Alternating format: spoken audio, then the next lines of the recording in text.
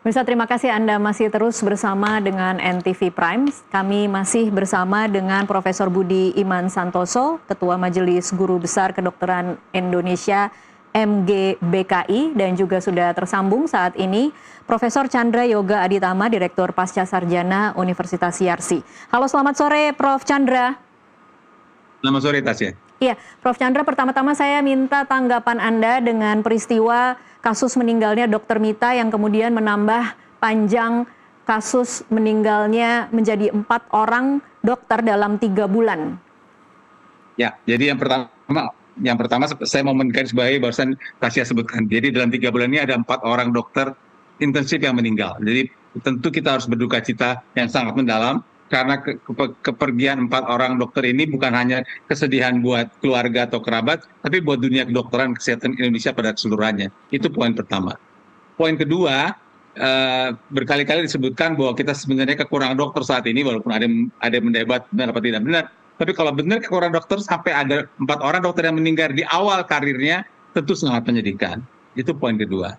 Poin ketiga yang juga lebih menyedihkan adalah 4 orang ini, atau paling tidak sebagian besar dari 4 orang ini, meninggal dalam hubungan dengan tempat bekerjanya. Jadi sekarang sebelum ada investigasi nanti saya dengar ada hubungan dengan beban kerja, yang lalu ya saya juga dihubungi beberapa media tentang campak. Jadi sangat menyedihkan bahwa tempat di mana kan dokter semua memperlakukan sebagai teman sejawat ya. Jadi walaupun saya dan Dr. Budi sudah 70 tahun, teman-teman itu masih muda, mereka adalah teman sejawat kami berdua. Jadi sampai mereka meninggal di tempat kerjanya ketika sedang bekerja itu betul-betul hal yang sangat menyedihkan. Jadi pertama, kalau ditanya komentar, itu dulu komentar kita bahwa ini sesuatu tragis yang tidak boleh diabaikan begitu saja karena ini 4 orang meninggal dan tiga poin yang saya sampaikan tadi. Baik. Itu soal kejadiannya. Nah, kemudian saya setuju saja kalau mau dilakukan investigasi untuk Dr. Mita atau dokter yang sebelumnya, itu tentu baik-baik saja, tetapi karena ada 4 orang yang meninggal seperti ini, saya kira tidak bisa kita hanya menangani kasus per kasus. Penanganan kasus per kasus sangat penting, tahu di mana masalahnya, tapi harus ditangani secara menyeluruh dari awal sampai akhir. Kalau sudah sampai ada 4 orang meninggal ini, harus dilihat bagaimana prosesnya dari awal, proses mulai mendaftar, proses pemilihan wahana, proses masuk, pemilihan pendamping, pembimbing, bagaimana proses penilaian mereka di sana, kemudian sampai hasilnya selesai dan seterusnya. Empat proses itu harus dilihat secara keseluruhan dan dievaluasi secara menyeluruh, dan kemudian keluarlah perbaikan sistem sehingga betul-betul hal seperti ini jangan sampai terjadi lagi. Baik, Prof. Chandra, soal beban kerja, kita akan masuk mungkin ke satu persatu dari dugaan-dugaan yang saat ini timbul.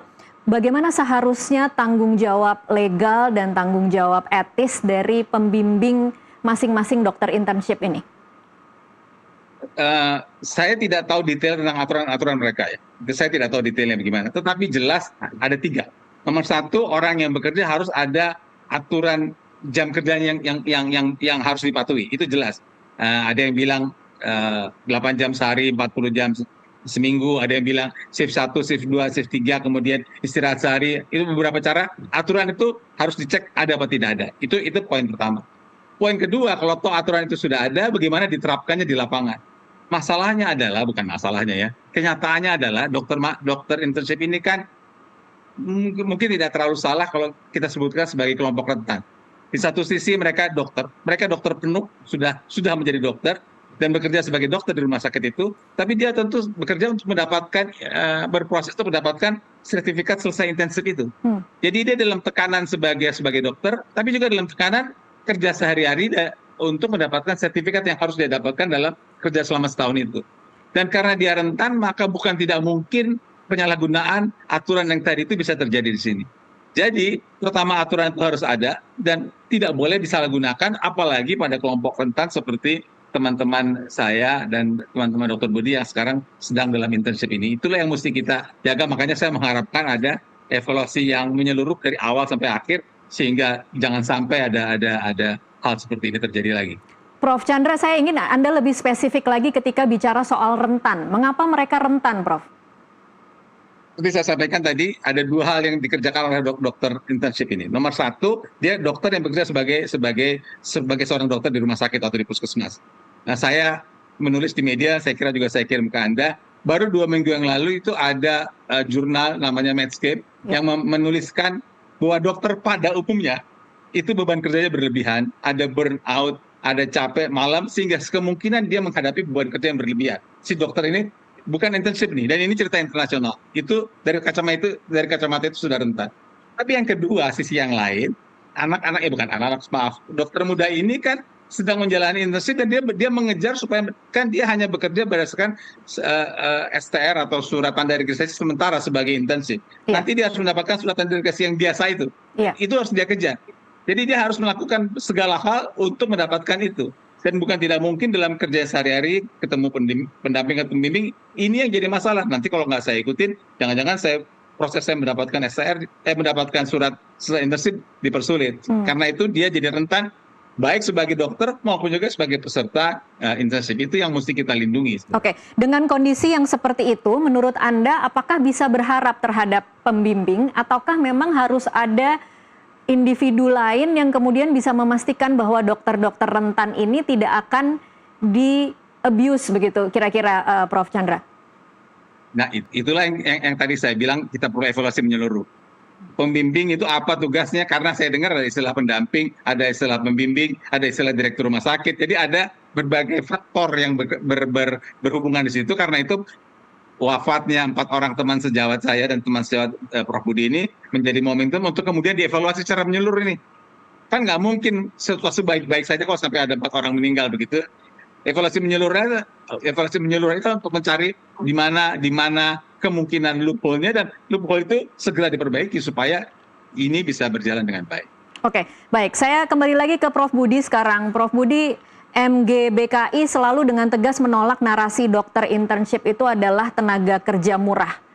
Menurut Anda, mengapa persepsi ini sangat sulit dihilangkan di lapangan? Ya, tadi sudah disampaikan oleh Prof. Chandra bahwa kenapa dokter internship itu termasuk yang rentan. Itu dulu yang saya kira perlu disampaikan. Kenapa begitu? Karena tadi disebutkan tenaga dokter internship itu disebut dokter muda, sebenarnya dia sudah dokter ya. Ini selalulah di negara kita ini statusnya dia kan ambigu nih. Mudah dibebani, sulit dilindungi, faktanya begitu. Kemudian relasi kuasanya tuh timpang. Sulit menolak kalau ada seniornya, atau barangkali dia juga sungkan untuk melapor. Ya, kemudian dia sangat tergantung pada penilaiannya. Takut dianggap bermasalah. Jadi di samping itu juga kekurangan SDM di wahananya. Jadi rentan dijadikan tenaga pengganti. Di samping tentu saja ini tanda petik ya, tadi disebutkan adalah tenaga honor yang murah begitu. Dan tadi Tasya sudah menyampaikan supervisinya lemah. Ya, saya kira menjadi supervisi atau supervisor untuk dia menjadi seorang pendidik itu harus melalui satu proses. Jadi tidak bisa semua dokter yang ada di rumah sakit ya ataupun di wahana itu bisa dia layak gitu untuk menjadi supervisor. Ya, kami saja di staf pengajar itu mempunyai jenjang bagaimana dia mulai hanya bisa membimbing, kemudian bisa menilai. Ya, itu ada prosesnya. Coba Tasya bayangkan kalau punya anak umpamanya bekerja di satu rumah sakit wahana dan tidak jelas gitu supervisornya itu seperti apa, karena pada supervisor itu tugasnya dia tuh melindungi internship dokter muda yang internship tadi. Jadi saya kira itu juga yang perlu menjadi perhatian kita seperti apa sampaikan Dokter Prof. Chandra tadi, bahwa ini tidak bisa dilihat hanya satu persatu, ini harus dilakukan kajian secara menyeluruh. Karena ini sudah sistem gitu. Kalau sampai lebih dari satu, ini bukan lagi bicara individual, tapi adalah satu sistem yang harus dinilai apakah ini sistem ini berjalan dengan baik dan benar. Kalau tidak baik dan benar, perbaiki sistemnya. Kalau sistemnya memang tidak layak lagi, tentu saja ganti sistemnya. Mungkin itu yang saya bisa sampaikan. Baik, Tasya. baik Prof. Budi. Ini mungkin sekedar mengupdate informasi bagi para pemirsa yang saat ini menyaksikan tayangan kita dan menyaksikan diskusi kita. Sedikit latar belakang kenapa kita dari tadi menyebutkan ada 4, karena sebelum kejadian Dr. Mita yang meninggal pada tanggal 1 Mei 2026 itu, ada juga kasus dokter di Cianjur yang meninggal dengan komplikasi campak.